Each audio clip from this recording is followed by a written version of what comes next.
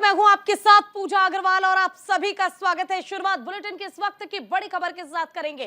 बिहार से इस वक्त की बड़ी खबर आपको बता दें, बिहार की सियासत में हलचल तेज हो गई है। नीतीश कुमार दे सकते हैं इस्तीफा। जी हां, बिल्कुल सही सुना आपने, नीतीश कुमार इस्तीफा दे सकते हैं। राज्यपाल से मिलने पहुंचे नीतीश कुमार। अब तक नहीं राजभवन नहीं पहुंचे तेजस्वी यादव। नीतीश के बगल में बैठे हैं अशोक चौधरी। बिहार में डिप्टी सीएम की कुर्सी खाली है। हाई टी मीटिंग में आरजेडी के एक भी नेता मौजूद नहीं है। बीजेपी जेडीयू का गठबंधन तय है। सूत्रों के हवाले से यह बड़ी खबर। बीजेपी नेताओं में फिलहाल खलबली तेज हो गई है।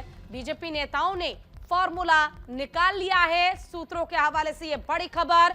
2 दिनों में बिहार में सरकार में बदलाव देखने को मिल सकता है। बीजेपी जेडीयू के विधायकों की बैठक कल होगी। बैठक में अधिकारी तौर पर मोहर भी लगेगी। तो इस वक्त की बड़ी और अहम जानकारी हम आपको एक बार फिर से ये बड़ी खबर जो है वो बता दें। मुख्यमंत्री नीतीश कुमार, जी हां, बिहार के मुखिया नीतीश कुमार एक बार फिर से पारा बदलने के लिए तैयार हैं। और अटकलों का बाजार इसलिए भी गर्म हो गया है क्योंकि बैठकों का दौर भी लगातार जारी है। बिहार से इस वक्त की बड़ी खबर। बिहार की सियासत में हलचल तेज हो गई है। नीतीश कुमार दे सकते हैं इस्तीफा। राज्यपाल से मिलने पहुंचे हैं नीतीश कुमार।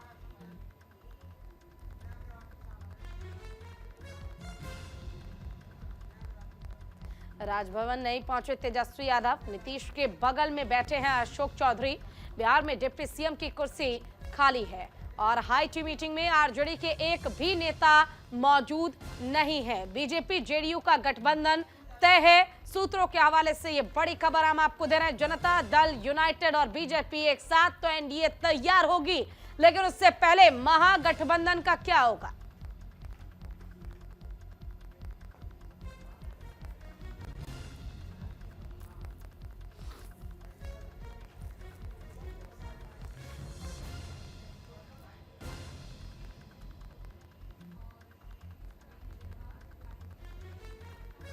चलिए, आरजेडी नेता आलोक मेहता हमारे साथ जुड़ गए हैं।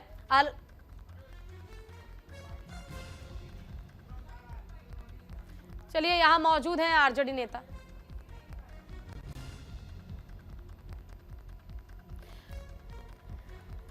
बैठक जो चल रही है इसमें आरजेडी नेता भी मौजूद है और बैठकों का दौर लगातार चल रहा है। सिर्फ इसलिए क्योंकि अटकलें लगाई जा रही हैं कि नीतीश कुमार एक बार फिर से पाला बदल सकते हैं और पाला बदलने के साथ ही जो परिवर्तन इससे पहले आपने देखा था वो परिवर्तन। मैंने आज दिल्ली में भी कहा था कि राजनीति में कोई दरवाजा परमानेंट बंद नहीं होता। आवश्यकता के अनुसार दरवाजा खुलता रहता है, बंद होता रहता है। अगर आवश्यकता पड़ेगी तो दरवाजा खुल जाएगा, अगर आवश्यकता नहीं पड़ेगी तो दरवाजा बंद रहेगा। तो इसलिए तो समय आने पर सारी जानकारी मिलेगी। तो इसलिए मुझे बहुत ज़्यादा जानकारी नहीं है। मैं अभी सीधे दिल्ली से आ रहा हूँ, तो पटना के अंदर जो भी कुछ हो रहा है उसकी जानकारी मुझे टीवी के माध्यम से, तो मुझे लगता है कि थोड़ा और इंतज़ार करना चाहिए। क्या परिस्थिति बनती है, बीजेपी क्या निर्णय लेती है उस बदली हुई परिस्थिति में, उस समय आने पर उसकी आपको जानकारी दे दी जाएगी। मोदी जी, तो क्या अब दरवाजा खुलने का समय आ चुका है? मुझे पता नहीं समय आ चुका कि नहीं आ चुका, लेकिन मैंने इतना ही कहा कि राजनीति में कोई दरवाजा परमानेंट बंद नहीं होता है। आवश्यकता अनुसार दरवाजा खुलता रहता है और बंद होता रहता है। तब क्या स्थिति बनती है, क्या स्थिति बनेगी, उस समय बताएगा। तो मुझे लगता है कि थोड़ा और इंतजार करना चाहिए सारी चीजों को। महाराष्ट्र की तरह सर बिहार में भी क्या सर विधायकों को छोड़ने की कोशिश होगी सर? नहीं, मेरे तो कुछ भी बनने का सवाल ही पैदा नहीं होता। मैं विधायक थोड़ी हूँ, मैं तो राज्यसभा के अंदर हूँ। लेकिन ये सब तो आगे की बात है, मीडिया स्पेकुलेट करता रहता है। तो मैंने कहा कि थोड़ा इंतजार करना चाहिए। क्या परिस्थिति बनती है उसको देखकर केंद्रीय नेतृत्व जो है और योग्य निर्णय लेगा, और पार्टी का केंद्रीय नेतृत्व जो निर्णय लेगा हम लोग उस निर्णय का समर्थन करेंगे, उसमें सहयोग। सर लालू जी सर कुछ करने वाले हैं क्या सर? कुछ उनकी उनकी सर उनकी कुछ हटा दो सर।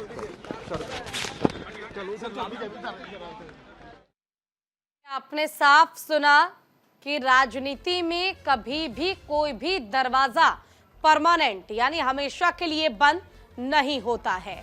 इसी से आप साफ समझ सकते हैं कि जो अटकलें हैं कहीं ना कहीं कुछ ही देर में या कुछ ही दिनों में उस पर मोहर लग जाएगी। नीतीश कुमार पहले परिवारवाद को लेकर बयान देते हैं, जननायक कर्पूरी ठाकुर को जो सम्मानित किया गया, उन्हें जो सम्मान मिला उसको लेकर पीएम मोदी को धन्यवाद करते हैं।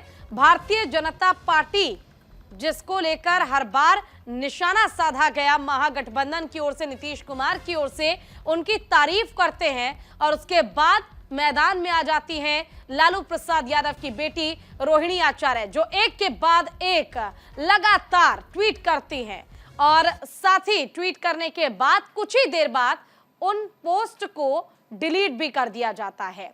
डिलीट करने के साथ ही आरजेडी डैमेज कंट्रोल में जुटी रही, लेकिन इन तमाम खबरों के बीच अब जानकारी यह है कि नीतीश कुमार आरजेडी से अलग हो जाएंगे। राष्ट्रीय जनता दल को अलविदा कहकर भारतीय जनता पार्टी के साथ हाथ मिला लेंगे नीतीश कुमार। लेकिन अगर ये हाथ मिलता है तो सबसे बड़ा सवाल ये कि बीजेपी जो बार बार कह रही थी कि अब चाहे जो भी हो जाए नीतीश कुमार को हम वापस से नहीं आने देंगे अपनी पार्टी में, क्या नीतीश कुमार जा पाएंगे भारतीय जनता पार्टी के साथ? और अगर जा पाते हैं तो शर्तें क्या होंगी, यहां पर क्या फॉर्मूला होगा सरकार बनाने का? और इसके साथ ही कोशिश ये भी रहेगी कि भारतीय जनता पार्टी इस बार अपने रूल्स और रेगुलेशन के आधार पर आगे बिहार में राजनीतिक जो सफर है उसे तय करे, क्योंकि चोट खाने के बाद बीजेपी की प्लानिंग इस बार मजबूत जरूर होगी।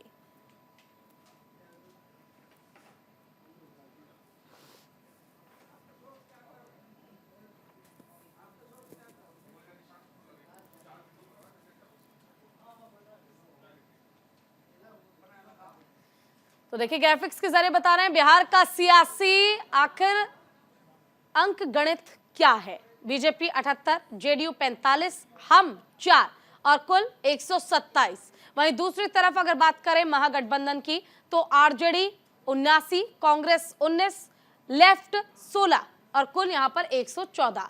अब ऐसे में अगर जनता दल यूनाइटेड का सपोर्ट बीजेपी को मिलता है तो लाजमी सी बात है कि सरकार आसानी से बन जाएगी। लेकिन ये सफर क्या वाकई इतना आसान होने वाला है? क्योंकि आपको वो बयान भी याद होगा जब बार बार ये कहा जा रहा था कि लालू प्रसाद यादव अपने बेटे यानी तेजस्वी यादव को मुख्यमंत्री बनाने के लिए नीतीश कुमार के कंधे का इस्तेमाल कर रहे हैं और उनके कंधे पर बंदूक रखकर चलाई जा रही है। लेकिन यहां तो गेम ही उल्टा हो गया। नीतीश कुमार के कंधे पर बंदूक रखकर आरजेडी चला रही है, लेकिन यहां तो आरजेडी का साथ ही नीतीश कुमार छोड़ने के लिए तैयार है। अब देखना यह होगा कि भारतीय जनता पार्टी के साथ अगर वो जाते हैं तो आखिर क्या शर्तें होंगी। बिहार में कुल सीटें 243 है, यानी 243 की विधानसभा सीटें, 40 लोकसभा सीटें हैं। अगर 243 विधानसभा सीट है तो यहां पर समीकरण किस तरह से होंगे वो भी हम आपको दिखा रहे हैं। बहुमत का जो आंकड़ा है वो 122 है, यानी किसी भी पार्टी को सरकार बनाने के लिए 122 सीटें किसी भी हाल में जीतनी होगी। 122 सीटें जीतने के बाद सरकार उनकी होगी, चाहे वो महागठबंधन की हो चाहे फिर वो एनडीए की हो। और ऐसे में जब 2025 में चुनाव है उससे पहले मध्य अवधि चुनाव का जिक्र जो नीतीश कुमार लगातार करते हैं, क्या ऐसी स्थिति बिहार में नजर आएगी? ये भी एक बहुत बड़ा सवाल है।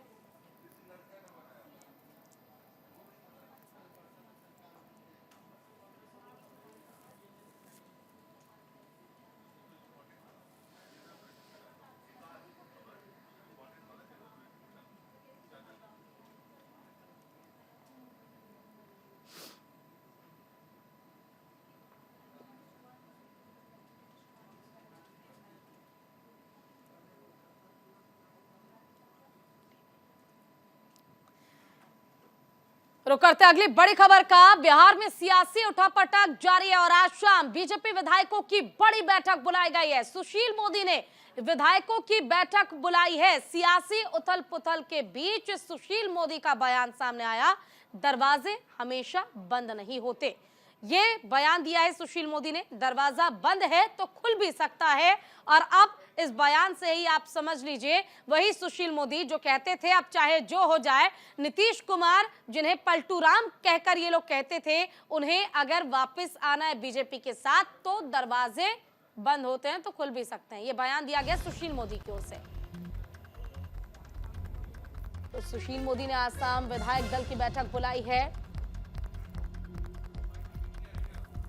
एनडीए की सरकार में डिप्टी सीएम रहे सुशील मोदी और रेणुका देवी। लोकसभा चुनाव की रणनीति पर विचार। और जहां तक देखिए नीतीश कुमार या जदयू का सवाल है, राजनीति में हमेशा दरवाजा बंद नहीं रहता। तो दरवाजा बंद रहता, आवश्यकता पड़ने पर खुल भी सकता है जी। अब खुलेगा कि नहीं खुलेगा जी, क्या होगा ये मैं नहीं कर सकता हूँ। ये हमारा केंद्रीय नेतृत्व इन चीज़ों को तय करता है।